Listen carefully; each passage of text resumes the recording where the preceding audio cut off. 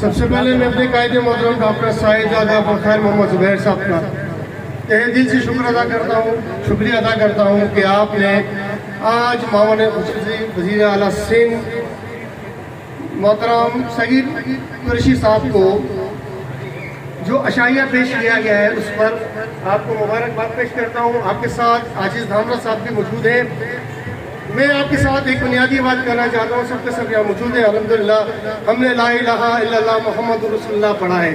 جو شخص کلمہ شریف پڑھتا ہے لا الہ الا اللہ محمد رسول اللہ، اس کے بعد اس کے اندر کوئی تفریق نہیں ہوتی، وہ مسلمان ہوتا ہے۔ اور الحمدللہ ہم مسلمان ہیں، اور ہمارا دین بھی ہمیں اس چیز سکھاتا ہے کہ ہم ایک دوسرے کے کام ہیں۔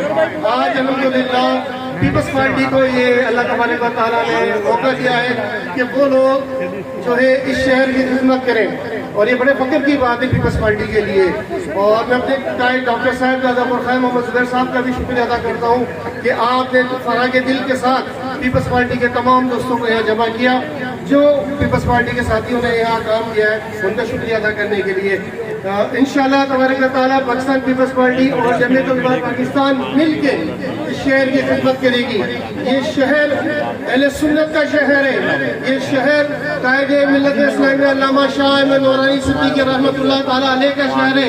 اس شہر میں ڈاکٹر سعید زادہ ابوالخیر محمد زبیر نے اپنے دورہ جب آپ قومی اسمبلی کے ممبر تھے، آپ نے شہر کے لیے خدمت کی ہے۔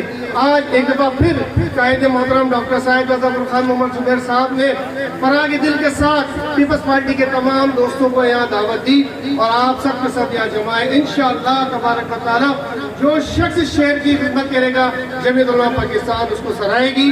اور ہم ایک دفعہ پھر پاکستان پیپلز پارٹی کے پورے وفد کا شکریہ ادا کرتے ہیں کہ آپ ہمیں ڈاکٹر صاحب زادہ ابوالخیر محمد زبیر صاحب کی دعوت پہ یہاں تشریف لائے، اور انشاءاللہ تبارک و تعالیٰ جمعیت علماء پاکستان نظام مصطفیٰ کی جد و جہد میں، نفاذ مصطفیٰ کی جد و جہد میں، جمعیت علماء پاکستان کے پلیٹ فارم سے نظام مصطفیٰ کے لیے جد و جہد کرتی رہے گی، اور انشاءاللہ اس ملک میں اسلامی انقلاب آئے گا، اسلامی حکومت ہوگی انشاءاللہ تبارک و تعالیٰ۔ تاجدار ختم نبوت زندہ باد، زندہ باد، زندہ باد۔